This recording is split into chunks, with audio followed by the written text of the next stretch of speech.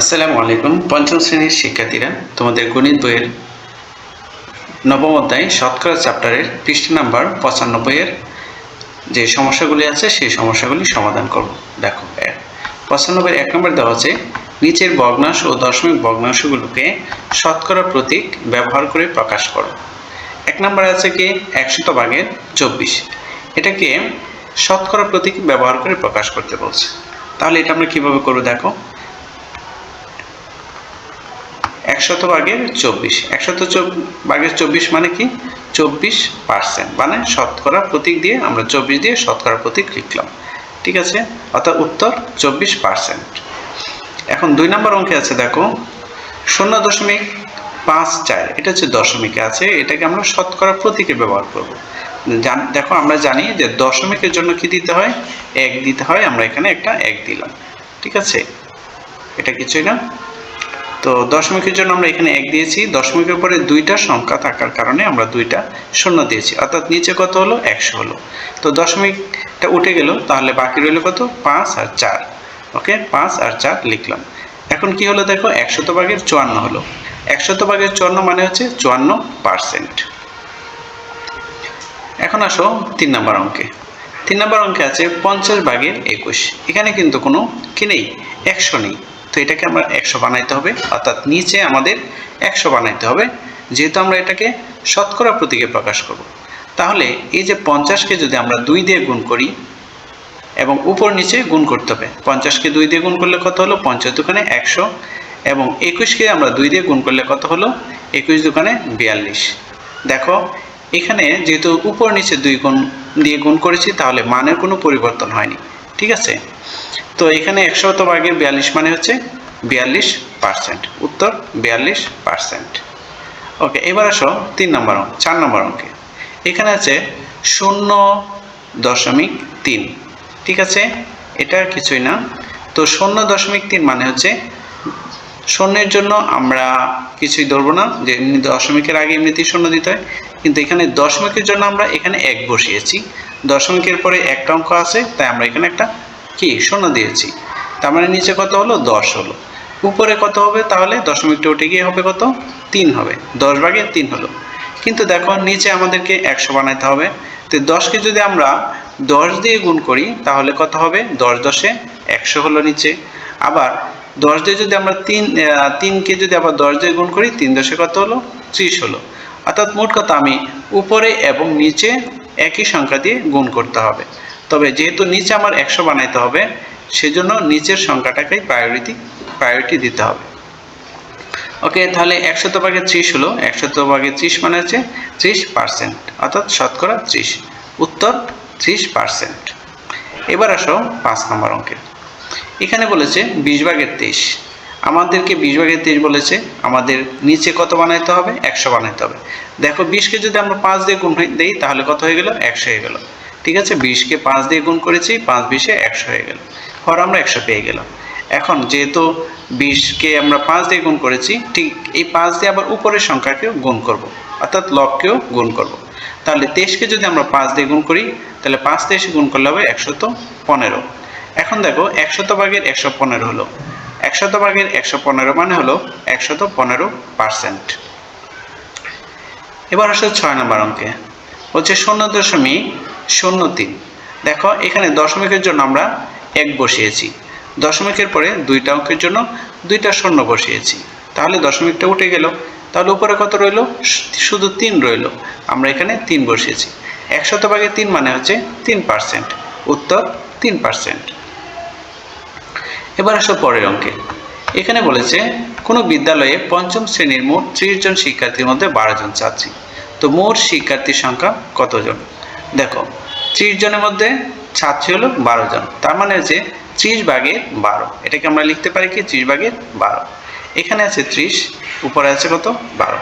আমরা যদি এটাকে কাটাকাটি করি তাহলে কি হয়, দেখো কাটাকাটি করলে 30কে যদি আমরা 6 দিয়ে ভাগ করি তাহলে 5 6 30, নিচে 5, আর 6 দিয়ে যদি আমরা 12কে ভাগ করি তাহলে কত হবে 6 দুগুণে 12, এখানে কত হলো 2 হলো, অর্থাৎ 5/2 হলো। এখন যেহেতু এটাতে আমাকে শতকরা বের করতে হবে, তার মানে নিচে আমাদের টার্গেট হলো নিচে 100 বানাইতে হবে। তো তো 5-এর সাথে যদি আমরা 20 দিয়ে গুণ করি তো 5 20 100 হয়ে গেল। ঠিক আছে, যেহেতু 5কে 20 দিয়ে গুণ করেছি তাই আমরা উপরের যে সংখ্যা আছে এই সংখ্যাকে আবার 20 দিয়ে গুণ করব। তাহলে 20 দুগুণে কত? 40 হলো। 100 ভাগে 40, 100 ভাগে 40 মানে হলো 40%। সুতরাং মোট শিক্ষার্থী শতকরা 40 জন ছাত্রী। প্রিয় শিক্ষার্থীরা, আশা করি বুঝতে পারছো। না বুঝতে পারলে কমেন্টস একটু জানিয়ে দাও। এবার আসো 3 নম্বর অঙ্কে। এখানে বলেছে কোন বিদ্যালয়ের 5ম শ্রেণীর মোট 50 জন শিক্ষার্থীর 42% ছাত্রী। ওই শ্রেণীতে মোট কতজন ছাত্রী? দেখো 42% হলো 100 ভাগের 42। আমরা এই কথাটা এখানে লিখে নিলাম। তো কতজনের মধ্যে? 50-এর 42%। দেখো 50-এর 42% মানে হলো 50-এর 42% মানে কত? 100 ভাগের 42। তো আমরা এখানে 100 ভাগের 42 লিখলাম। এখন কাটাকাটি করব। দেখো 50-একে 50, আবার 100 দিয়ে যখন 50-কে কাটবো, 50 দুগুণে 100, তাহলে এখানে কত হলো? 2 হলো। এই 2 দিয়ে আবার এই 42-কে কাটি, তাহলে 21 দুগুণে কত? 42। ঠিক আছে, তাহলে কতজন আমরা পেলাম? 21 পেলাম। সুতরাং ওই শ্রেণীতে মোট 21 জন ছাত্রী। প্রিয় শিক্ষার্থীরা, এখন আসো 2 নম্বর অঙ্কে। এখানে বলছে খালি ঘর পূরণ করো। বলছে 25 লিটার 50 লিটারের কত পার্সেন্ট? ঠিক আছে, এটা কিভাবে বের করবো? দেখো 25 লিটার 50 লিটার এর, সেজন্য এখানে বড় হচ্ছে কত? 50।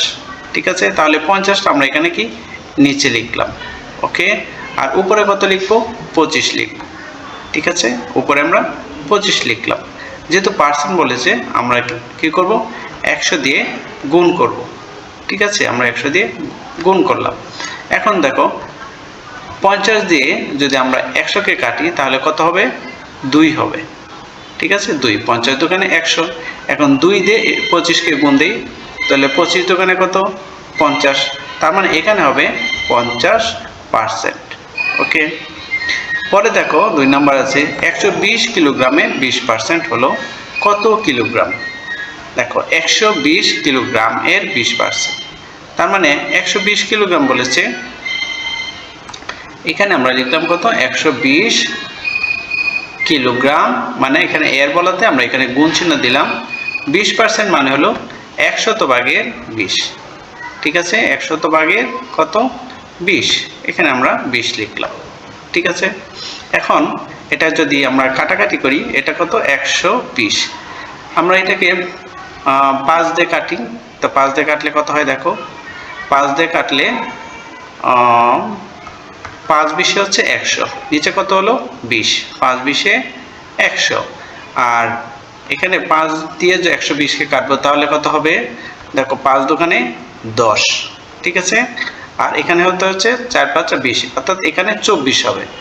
এখন এই 20 আর এই যে 20 কাটলাম, 20-একে 20, 20-এ 20-এ কাটা, তাহলে শুধু উপরে রইল কত? 24। তার মানে এখানে হবে 24 কিলোগ্রাম। ওকে, 3 নম্বর দেখো 16 জন লোক কতজন লোকের 32%? 16 জন লোক কতজন লোকের 32%? তার মানে 32% মানে হলে 100 জনের মধ্যে 32। ঠিক আছে, তার মানে 32 জন হলো কতজন লোকের? তার মানে 32 ভাগের 100। পর কতজন লোকের? 16 জন লোকের, সেই জন্য আমরা 16 দিয়ে গুণ করেছি। এখন 16 একে কত? 16। ঠিক আছে, 16 দোকানে 32। ঠিক আছে, 2 দিয়ে আবার আমরা 100-কে কাটাকাটি করব। 50 দোকানে কত? 100, তাহলে কত হলো? 50 জন লোকের। তার মানে এখানে কতজন হবে? 50 জন লোকের। ঠিক আছে, এখানে 50 জন হবে। ওকে, প্রিয় শিক্ষার্থীরা, এবার 3 নম্বরে দেখো সখীপুর গ্রামের মোট জনসংখ্যা 1280 জন, তার মধ্যে 40% শিক্ষিত লোকের সংখ্যা নির্ণয় করো। এটা সমাধান হলো 40% মানে হলো 100 ভাগের 40, তো 1280 এর 140। ঠিক আছে, এখন এখানে আমরা কাটাকাটি করেছি। কাটাকাটিটা আমরা এভাবে করতে পারি। দেখো 100 ভাগের 1280 গুণন 40, এই 1280-কে আমরা উপরে নিয়ে এর পরিবর্তে গুণ দিলাম। এখন যেহেতু এটা বড় সংখ্যা, তুমি এটাকে সহজেভাবে কাটতে পারো। এই শূন্য আর হচ্ছে এই শূন্য কাটা। ঠিক আছে, তার মানে তুমি 10 দিয়ে কেটেছো, তাহলে এখানে কত হবে? 4 10-এ 40, আর এটাকে 10 দিয়ে কেটেছো, 10 10-এ কত? 100। ঠিক আছে, আবার এই 10 দিয়ে যদি এটাকে কাটো তাহলে কত হবে? 128 হবে। 128। ঠিক আছে, আমি এখানে 128 লিখলাম। তার মানে হচ্ছে এই যে শূন্য আর একের সাথে শূন্য এটা কাটাকাটি করেছি, তাহলে এখানে শুধু রইল 1, উপরে রইল 128। ঠিক আছে, 128কে 4 দিয়ে গুণ করো, 512 হবে। তুমি এই অংশটুকু এভাবে না লিখলেও পারো। ঠিক আছে, তো প্রিয় শিক্ষার্থীরা, আশা করি বুঝতে পেরেছ। আমরা 95 পৃষ্ঠা শেষ করেছি। পরবর্তী ক্লাসে 96 পৃষ্ঠা নিয়ে আলোচনা হবে। সবাই ভালো থেকো। আল্লাহ হাফেজ।